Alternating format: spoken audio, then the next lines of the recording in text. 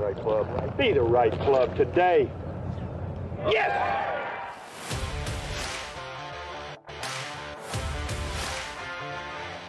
Again, has to be careful of the speed. What a comeback season for Hal Sutton. Come right back toward the hole. Come on in. That's the second eagle he's made it for this week. 17 years later, Hal Sutton is the Players' champion.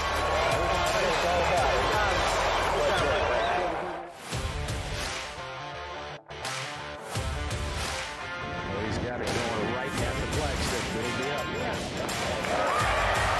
It is.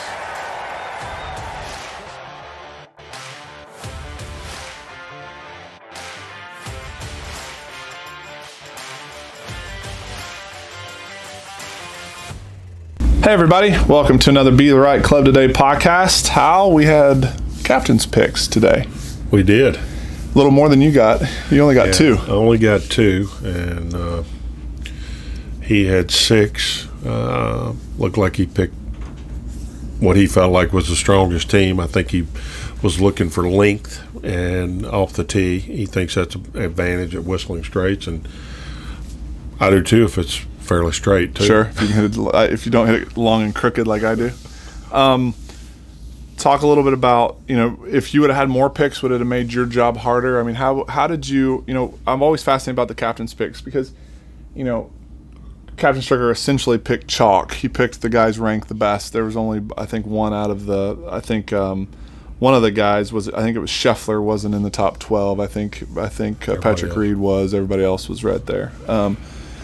What did you think? Were you chasing a certain player to play the golf course a certain way? Were you chasing the player that was playing the best golf at the time? Was it a combination of all? Did you talk to all the players? How did that go about? Well, we had 5 Ryder Cup rookies on my team. So, Jay Haas was 50, as a matter of fact. And I don't know if you remember back then, but Hale Irwin was winning everything on the Champions Tour. I actually considered Hale Irwin as a possibility of picking. And anyway, long story short, I picked Stewart Cink and Jay Haas because Jay Haas for the maturity, and he was playing really well. And I picked Stewart Cink because he was leading the tour in putting at the time. And, I felt like at Oakland Hills, a U.S. Open golf course, putting was a big part of the week. And so, and we kind of had an older team too. Yeah. I had, you think back, Jay Haas, Kenny Perry, Fred Funk, Davis Love. I mean, it wasn't exactly what I would have called a young team. Chris Riley was on the team, so he was younger. But anyway. Did you, how much, you kind of mentioned a little bit, but how much of your planning went into the golf course? I guess let me back that up and ask this a little different way. And we did a complete Ryder Cup podcast. I think it was episode 2 on your Ryder Cup in 2004. But how much of the captaincy matters?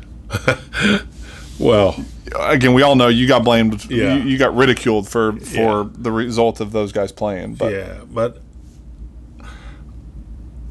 honestly, this is going to come right down to how well those 12 players play. Yeah. And the world thinks that the Americans have not played very well whenever they finally get to the Ryder Cup. I don't know why. I really don't know why. I think, to me, this is my answer to this. Let's take 99, for instance. I was 12 years removed from making a Ryder Cup team. I was so grateful and so in awe of being able to make another team, that I'd have shined shoes just to be part of it. None of these guys are going in there just to shine shoes. Right. They want their shoes shined. Mm-hmm. And, I think, Jeff Maggart, who was my partner, there. He said to me, you know, what holes do you want to tee off on? I said, I don't care. I'll tee off on any of them in the foursomes. So you pick the ones you want. That was the attitude I always went to the Ryder Cup with. Yeah. It wasn't about me. It was about the Ryder Cup. And, you know, this is not blaming any of the guys that are out there right now on the American team. Those guys, they're living in a world of, they are a full team. They have a team of people. Yeah. And they're the captain and the CEO, as you say. Yeah, that's right. They're the captain and CEO of their ship. And to be able to, the bigness of golf now, to be able to humble yourself to being the shoe shine boy, if that's what you need to be, yeah, is hard to do. Because it's kind of a different dichotomy, right? You know, if you were their agent or you were their consultant, you would try to get them to be as much of the CEO and as big and as controlling as they can almost be of all of this stuff outside of the Ryder Cup. But then they get in the Ryder Cup and it's a completely different format. You got to shift gears. Yeah. And, you know, it's hard to shift gears. You know, it really is. I mean, if you shift into that, you might not be able to shift back into what you got to be. Right. You were at the Payne Stewart Awards a week ago, and you made a comment that there were some European players there that are going to be in the Ryder Cup, and there were some American players there, and you made a comment about them being different. There was something different about them, the way they, you know, kind of acted and joked with each other and stuff. What expand on that a little bit? Well, they just seem to be a little more comfortable, and some of the American players look like to me they're trying to live up to who they are, and that may be, I don't, you know, that was one night making Sure. that assessment. Yeah. So yeah. that's they were all trying to get ready to play in Yeah. the event too. So you know, Justin Rose did an amazing job, very deserving, and he just looked so comfortable. You know, Sergio came in there looking really comfortable. Yeah. He's been playing pretty darn well too. Just Americans are younger. Do you think, to me, one of the things with the Davis Love team that won, I felt like that team was one of the closest American teams that we'd ever had.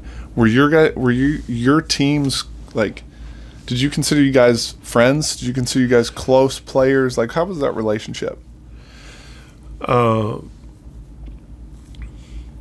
So the first two teams that I was on, I was one of the youngest guys there. Yeah. And I wasn't real close to any of them. Raymond Floyd, I was real close to Raymond Floyd. He was on the 85 team. You know, 87 team, I was still one of the younger guys on the team. As close as you could be to somebody playing competitively against them for 3 or 4 years. Yeah, right. The 99 team, now, on the other hand, it was a lot of guys my peers, my age, you know, Payne Stewart, Mark O'Mara, Steve Pate, Tom Lehman. We were all, you know, kind of contemporaries, similar age, so we were friendly. We had been friendly for a long time. But we had the younger generation of Mickelson and Tiger and David Duval. They were in there too. Yeah. Do you think that stuff matters? And I guess where I'm going with this is, you know, I've always felt like the European teams were always closer knit. They traveled more together. They played in closer confines growing up. They weren't as spread out as the U.S. as was. And I think this crew has probably played more golf together at this age than your crew did because of, you know, AJGAs and all the stuff. Like Spieth and Justin Thomas have played thousands of rounds together. They're you know, they vacation together. And I'm wondering if we'll start to see these teams outside of, you know, you've got Bryson and you got Brooks Koepka and, you know, you got that issue that we'll talk about outside of those two. But I feel like that our American teams are getting closer and closer together, and I think that will bode well for us in the Ryder Cup. What do you think? I think it could. Yeah, I think it could. You know, momentum is everything at the Ryder Cup. You can really feel momentum shift at the Ryder Cup. You know, they had all the momentum in 99 the first 2 days. I mean, we played good. I played in 99. I played so good the first 2 days it was unbelievable. We were 4 down. I don't think I could play any better than I'd played. There were other guys on the team that had played that well too, and we were 4 down. And when that momentum shifted, there was nothing stopping it. Yeah. And I felt that before in the Ryder Cup. And you know, so I guess what I'm saying is, if things go right early on and the momentum is on your side, it'll work. Yeah. And then if it doesn't, we'll find every way to blame it on something. In your case, on the captain, it got blamed on you. Yeah. Take us behind the scenes. Did you call some of the players that you didn't pick? Did you call them and let them know? You know, how did you you know, you only had 2 picks, so you know, again, Steve had 6. Were you having conversations with the 4 or 5 of the players that you were thinking about? Yeah, I was. You know, one of the players that I had my eyes on pretty heavy was Chris Riley, and if he didn't make the team because he was such a great putter too, I was seriously considering him, and he was right there. Yeah. And he ended up making the team, so I didn't have to pick him. But I had talked to several players about it. I had written letters, you know, and left it in their locker, you know, about how important the Ryder Cup was and what an impact I thought they could make on the Ryder Cup team, trying to build their enthusiasm and passion for it. Yeah. All right, so teams are picked. You got 2 weeks left before the event. What's your role as captain now? What do you have to do? What's Steve have to do the next couple weeks? Well, he'll be talking to Kerry Haig about how they might set up Whistling Straits. That'd be one thing.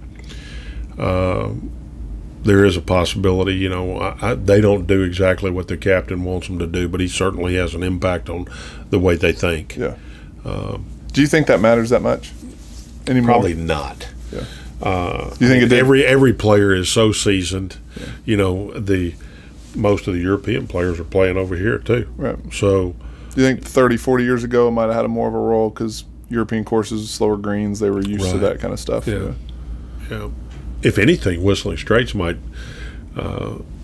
set up a little bit more for the Europeans because it looks more like a links golf course style. Scottish style. So setting up the golf courses, when did you travel on site? When will I got in usually, if I remember right, I got in the day before the guys came in, just to make sure that. So they come in on Monday or Sunday? I got there Sunday morning, if I remember correctly, and some of them got in on Sunday evening. Some of them came in Monday morning.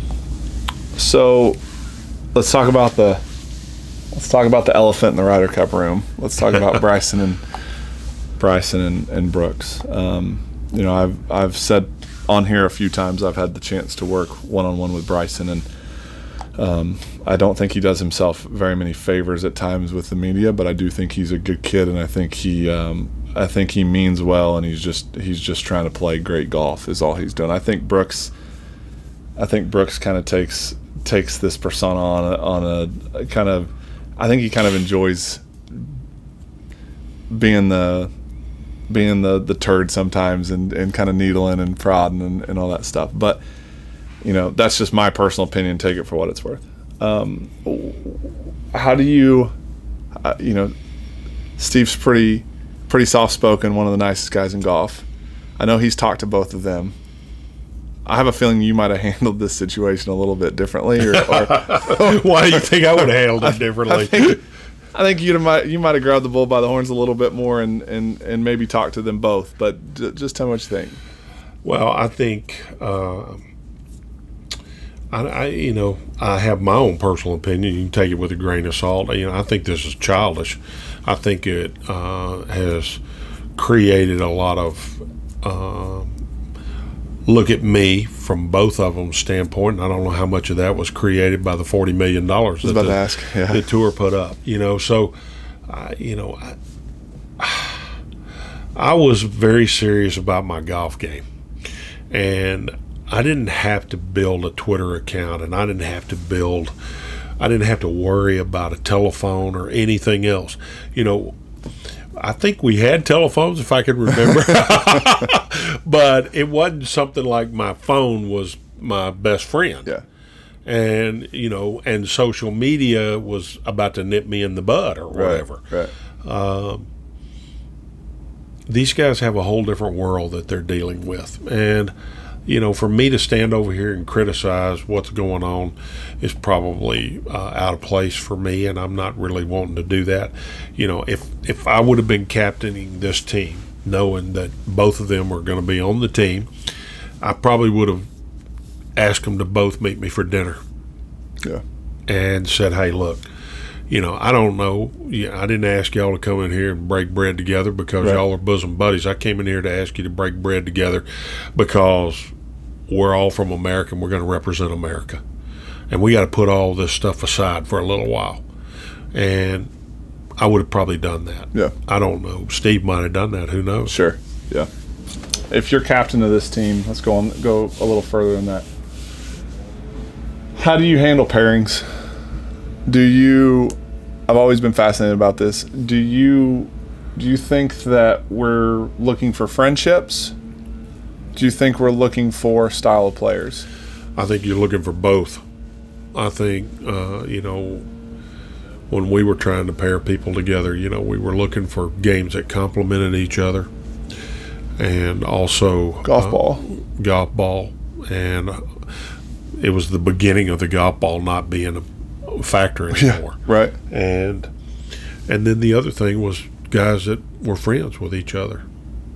So, you know, sometimes there's, you know, and it's tough to put people together and know how it's going to work out, you know. I don't think I was very good at it, to be honest with you. Well, it didn't work. Well, again, I don't think. I mean, you know, you were obviously a little bit ahead of your time with the Phil Tiger pairing. You know, now it was celebrated, you know, a few years ago. But you just like you said, you don't know who's going to play their best golf. You don't know who's going to play.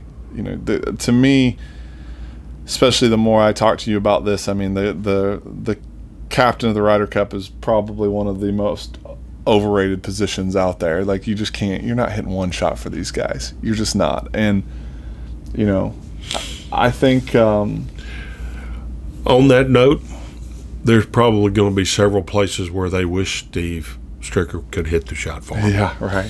And I mean, he's that good a player. Sure. And you know, and he could affect it a lot more that way than he could by putting somebody together. So, you know, Brooks Koepka had the injury last week. What was the injury clause with when you were captain? If somebody got hurt during the event, you couldn't do anything, right? You couldn't do anything. And so did they just lose? Did they forfeit a match, or did one of the play like two people aren't playing all the time? What about an individual? What about you just have to forfeit? You'd lose a match. Or I don't know if you'd lose the match. It might be a draw. I'm not sure. So I can't remember that. Depending on the order, you put it. With this case, if somebody gets hurt before, is it a you would have gotten a captain's pick, right? Yeah. It'll be interesting to see. I haven't looked to see what the latest is on Brooks, but it'd be interesting to see. They were talking about it earlier today, and I don't think anybody knows where he's at on it. Foursomes versus four ball. Americans have always done better in foursomes for some reason, and foursomes being alternate shot. Alternate shot. Four ball is where you both play and count the score, and right. And is it whoever putts out is it you're off one and I'm off two, right. Odds and evens? Yeah. What do you think historically? Is there any reason why? I couldn't figure out any reason why that was the case. I would have felt it would have been the other way around. Yeah. But historically Americans have done better at foursomes. Yeah. Have you played Whistling Straits? Uh-huh. What do you think of that golf course? I think it's going to offer every different thing possible. I think there's going to be you know, there's birdie holes out there, and then there's other holes out there. Yeah, right. The devil ball, if it shows up. Sure. From a fan experience, talk about the Ryder Cup. I think the Ryder Cup is a tough follow. People don't really realize that there's only 5 groups on the first 2 days. There's only 5 groups on the golf course at any one time, and there's 35 or 40,000 people out there. So basically the way you follow the Ryder Cup is you get position yourself in the first 3 or 4 holes, watch every group go through, and then you reposition yourself about 5 holes forward so that you can do the same thing again. Yeah. It's tough to follow a single group. You know, the PGA of America finally did some pretty nice things for us. They gave us lanterns where we could get inside the ropes and follow inside the ropes. Easier to follow a group that way, for sure, but not everybody gets those. Talk a little bit about, we touched on it a little bit at first, but the difference between, you know, you having 2 picks and the 6 picks that he has. Do you think that changes things at all? Do you think it gives us a better opportunity to pick who's playing their best? Yeah, I think it gives. I think he's able to put the best team out there right now. That is currently playing their best. Yeah, I think you know, like I made the team in 2002. I really made the team in 2001. I was playing well in 2001, then I wasn't playing very well in 2002. Yeah, Curtis Strange. Yeah, and Curtis, and I went to Curtis before it ever started. And I said, "Look, I don't want to put any pressure on you. So if you don't play me, it's not going to hurt my feelings. I came over here for the U.S. Yeah, and if my best role to help the U.S. is to set, then that's what my role needs to be, and I'll be comfortable with it." Now, that is an attitude that I'm talking about, shoe shine boy. Right. You know, I always went to the Ryder Cup and played the role that I had to play. And I didn't necessarily want to play the role that I felt like I should play or I deserved to play. Yeah. And I think that is why the Europeans have always done well, because I think more of them went to the Ryder Cup with that role. As a team. Talk a little bit about the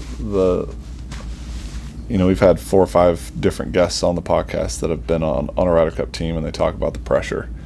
One of the questions I was going to ask you was, did you ever see anybody, or did it even ever happen to you where you felt like you were playing really good going into it, and, you know, nerves got the best of them, whoever, where it just wasn't, the moment was too big? Well, you feel more nerves at the Ryder Cup. There's no doubt about that. You know, the most pressure I've ever felt on a first tee is at the Ryder Cup, because there's no way they can put more people around the first tee than they do at the Ryder Cup. Yeah. So when you walk into the Ryder Cup and there's people hollering, "Go USA, go USA," or if you go to Europe, it's Europe, you know. And, I mean, there's just never been – that's unusual for a golf tournament.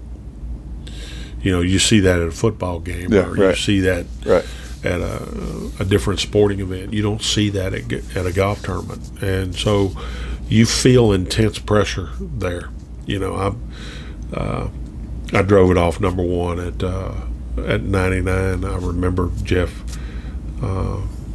drove it on the even holes, and I drove it on the odd holes. And,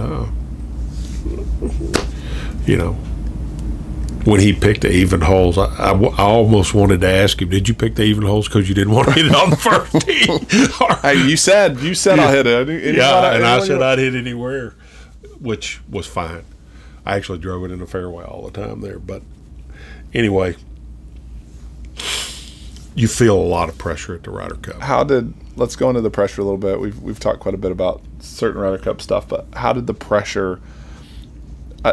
To me, from a coaching perspective, even me personally, pressure affects everybody a little differently. Heart rate, you know, some people get, you know, goosebumps. Some people feel colder. Some people feel their arms heavy. There's all kinds of body's reactions to nerves. How did it affect you?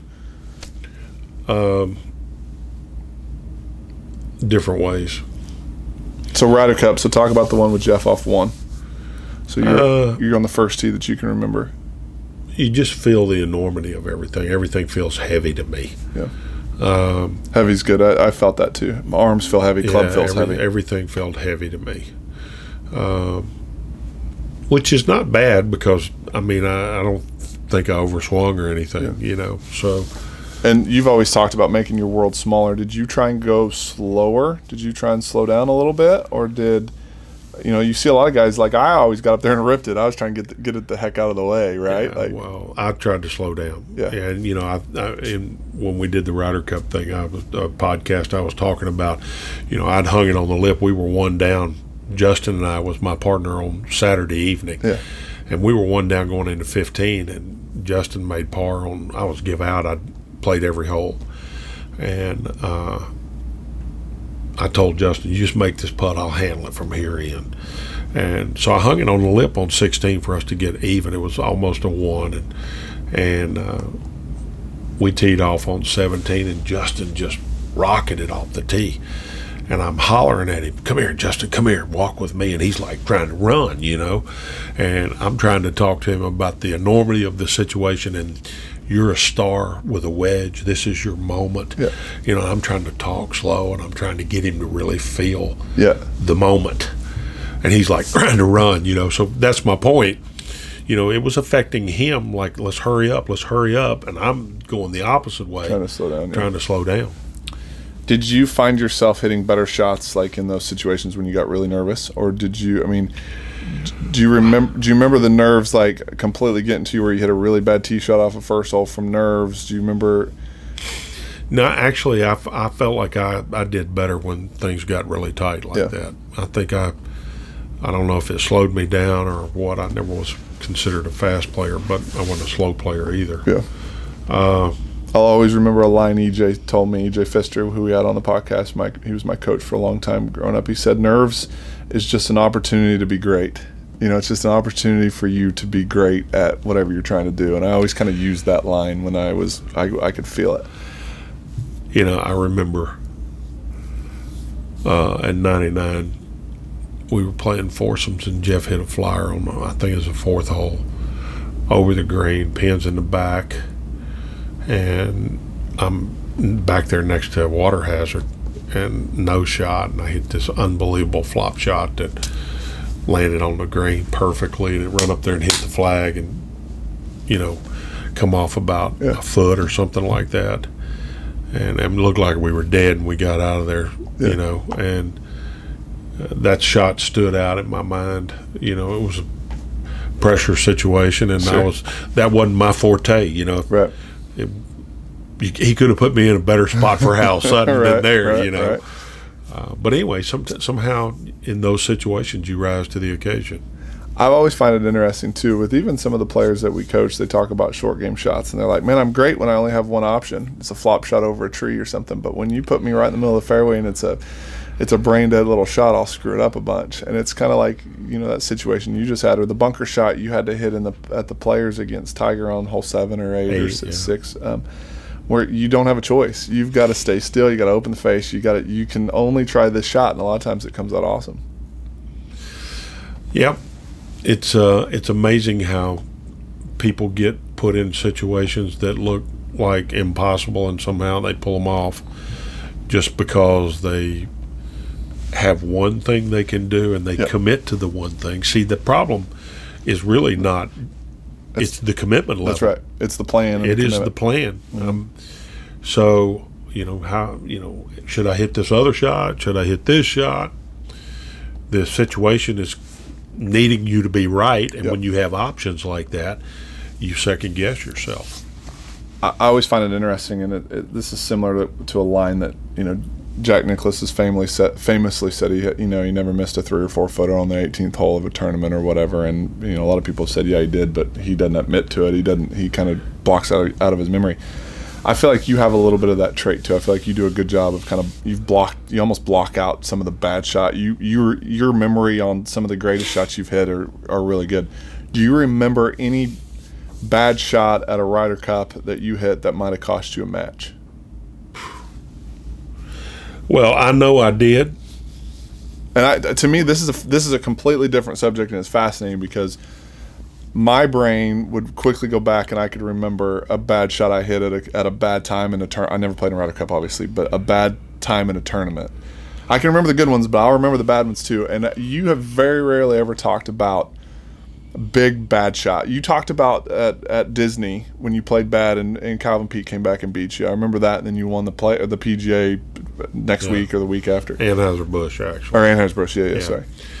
Well, I think I've told this story. You know, I was a rookie on the tour, and I wasn't doing all that well the first 3 or 4 months of being out there. I was making cuts, but I was finishing 65th or whatever.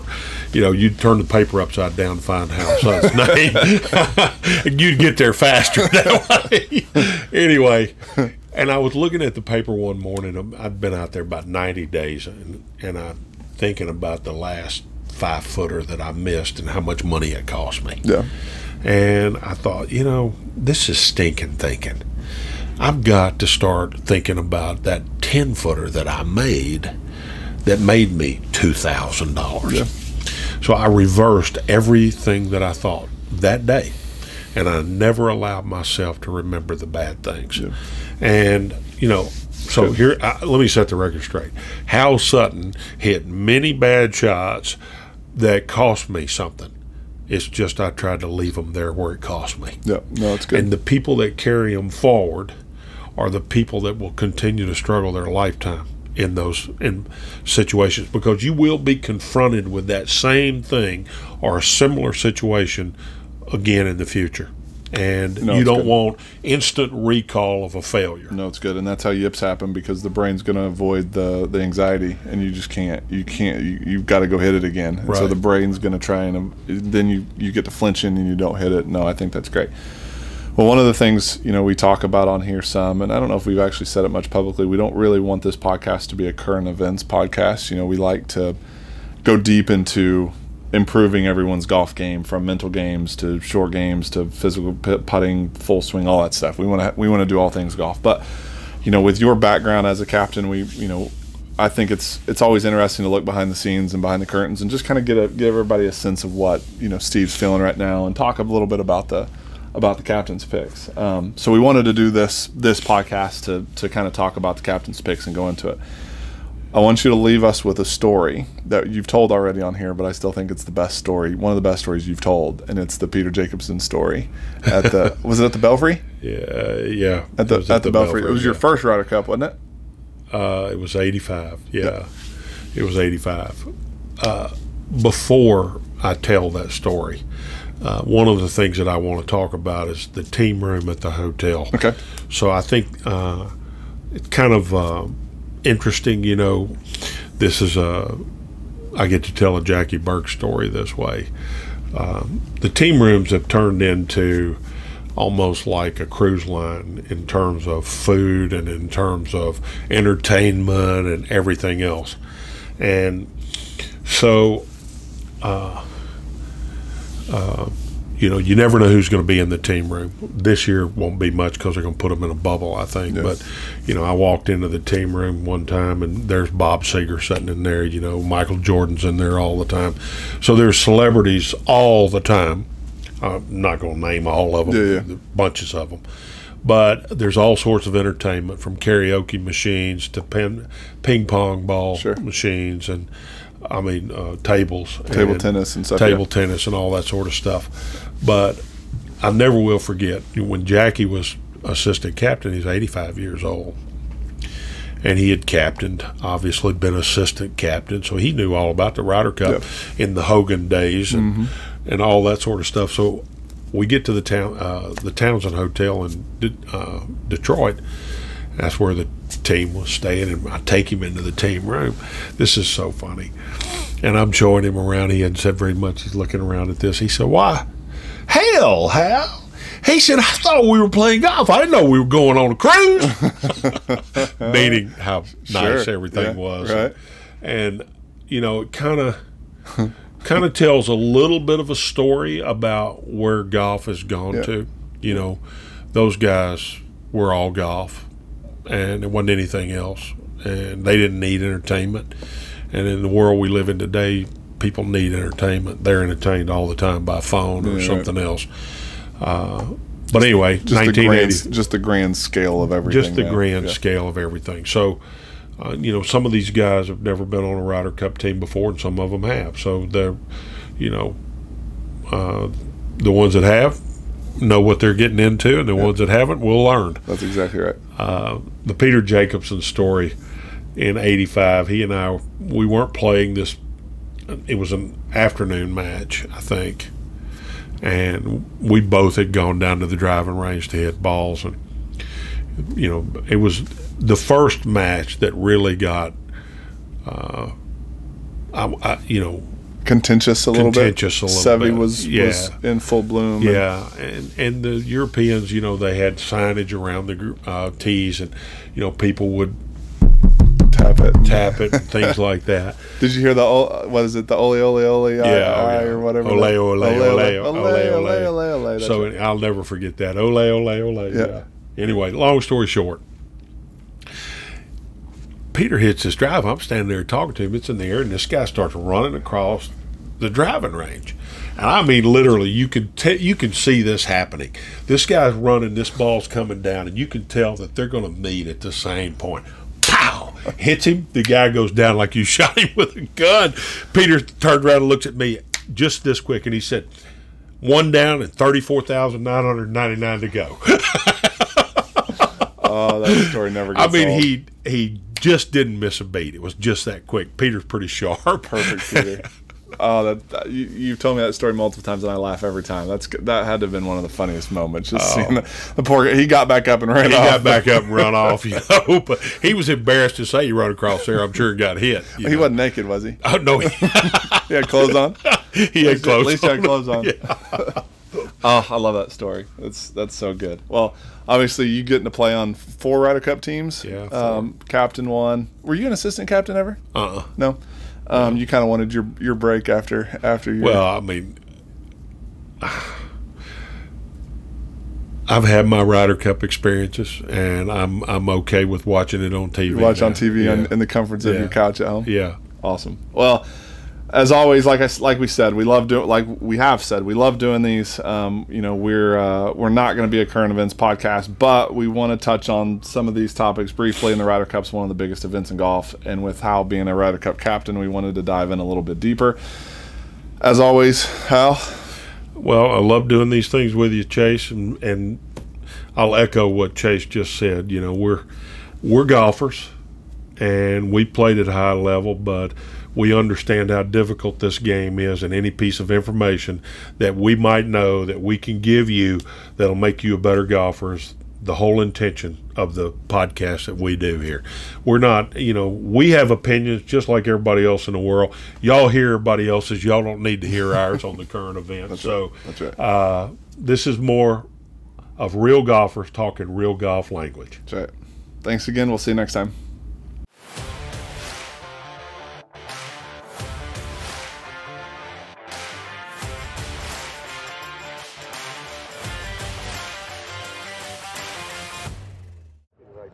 Be the right club today. Yes!